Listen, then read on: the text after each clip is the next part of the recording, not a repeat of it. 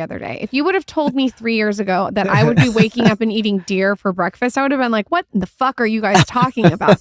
So I'm chewing my meat. I'm eating my meat. You're Texan now. It's so it's official. Welcome. Thank you. I want you guys to riff a little bit on liver. I was eating too much liver and Michael called me out. I know you can I didn't call you out. I just said, hey, you don't like, it was like a lot of too much. It was a lot. I said, maybe you can overdo it, right? Let's talk to us about Can you overdo too much liver?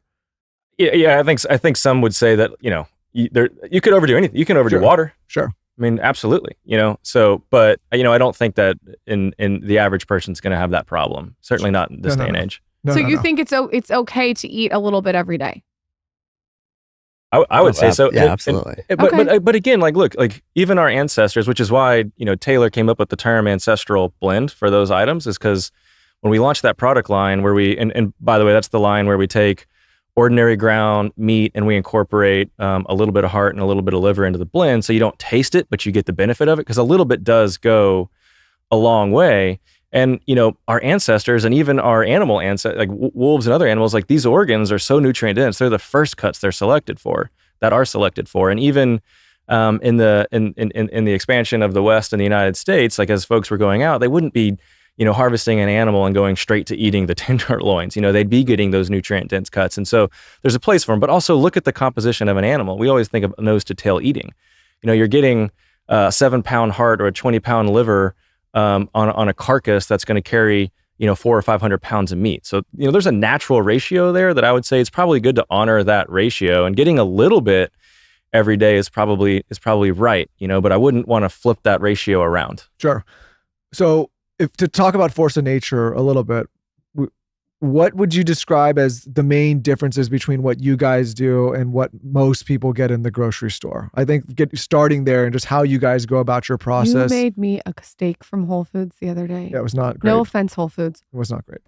It was like, I was like, what is going on? What's great. The differences? Because you can taste it. Yeah, and I think just talking about your process, because when we talk about regeneratively raised, defining that to people, because I think people hear about animals and butchering animals and immediately they're going to think of certain things. I just want you guys to talk about how you kind of differentiate. I think, and we kind of touched on it. We started to touch on it a bit early on, but I'm glad you kind of brought this question back up, because I think one of the differences is that, people don't just misunderstand what's going on in the meat industry. They've been outright deceived.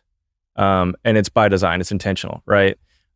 We have done some pretty, the broad we as an industry have done some pretty messed up things to animals, but also to full consumers, so that they continue to be complicit in a system that I think does not align with their values. And so we see in the data where consumers are selecting for things that say natural on the package. That means nothing. Ignore it. It's garbage.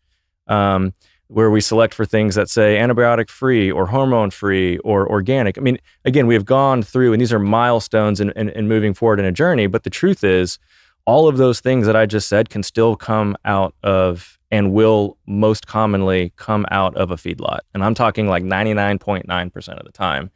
These animals are being finished, the end part of their life, fattened up on corn and soy, probably GMO, in a feedlot. And so it's just like, I don't want to eat 6 sedentary animals that I've eat, arguably toxic food to end their life. And so I think the reality is, like, consumers are showing what they have an interest in. I think they want an animal that's healthy, that comes from a system that looks healthy, that comes from a community of human beings stewarding that landscape, and that community is healthy. That's what people want. That's what they imagine when they go and they pay a lot of money at a really nice store for an expensive piece of meat that has a lot of claims on it. They think it's coming from one of those things, and 9 times out of 10, it's not. And so I think when you say regenerative, you mean an animal that lived an evolutionarily consistent life in a symbiotic fashion with the ecosystem and the landscape that it evolved in, such that it provided a positive outcome on that landscape. The landscape is healthier, the animal is healthier, the community that it came from is healthier. That is the manifestation of what consumers are looking for and want when they're going and looking for meat and buying meat with claims, especially when they're paying actively and intentionally paying a premium for something they think is better. So that's what I would say at the highest level, what regenerative represents, is it represents what consumers are showing that they expect and are demanding. There's a whole lot more detail into that. Regeneration, I like to think about industrial agriculture as the opposition of that, which is chemical and mechanical warfare against nature. It's controlling and dominating life. And so when you think about energy goes where energy flows, or life begets life, when you eat from an industrial system, you are consuming death and suffering. The regenerative is the option. You don't have to eat that way. Animals have this beautiful symbiotic way they co-evolve with Mother Nature for millennia, bison specifically in North America, where our most fertile food systems were gifted to us, a blessing from those animals. And so we should highlight and allow those animals to express that regenerative potential, because they're truly regenerative beings.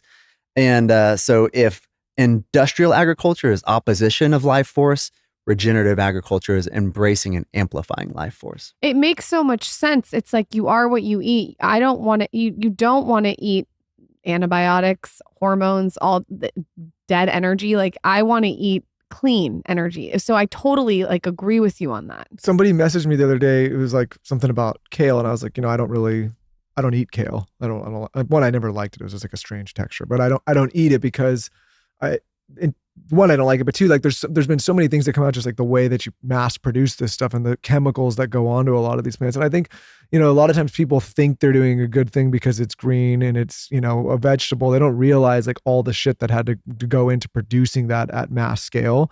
So I want you guys to talk about that a little bit as well, because when I hear something, when I hear about an animal and how much meat it provides just with one animal, like one of those animals could feed a family for, some of those for a year, depending on how big it is.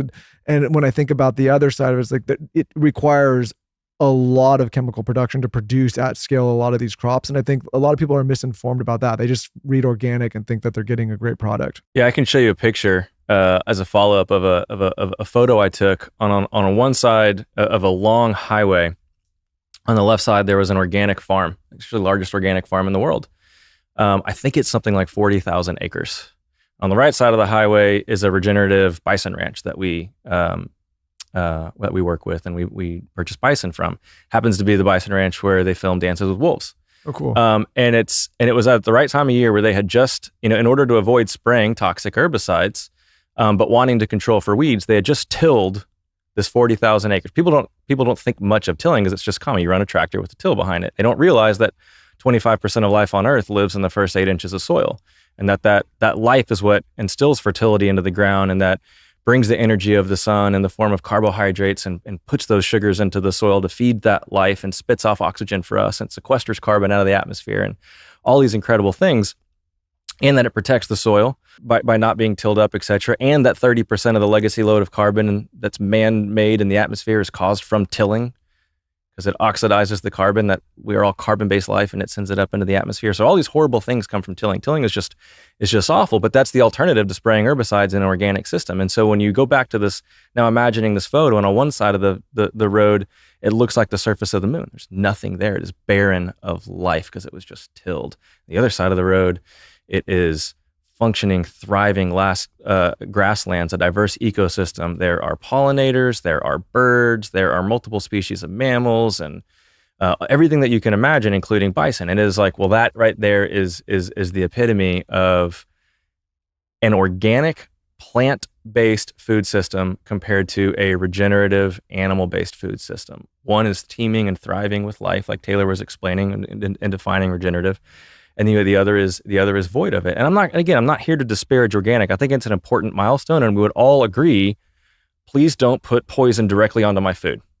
Actually, just don't use poison, but certainly don't put it directly onto my food.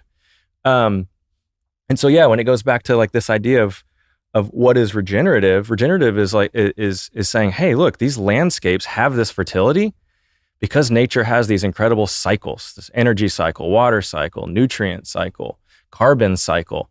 And when you farm in a way that celebrates those cycles and works with them, and you move animals around like herds of megafauna or herds of bison moving across the landscape, and when you let all of that diversity sing and thrive, you end up instilling and creating and building upon fertility versus the existing industrial system.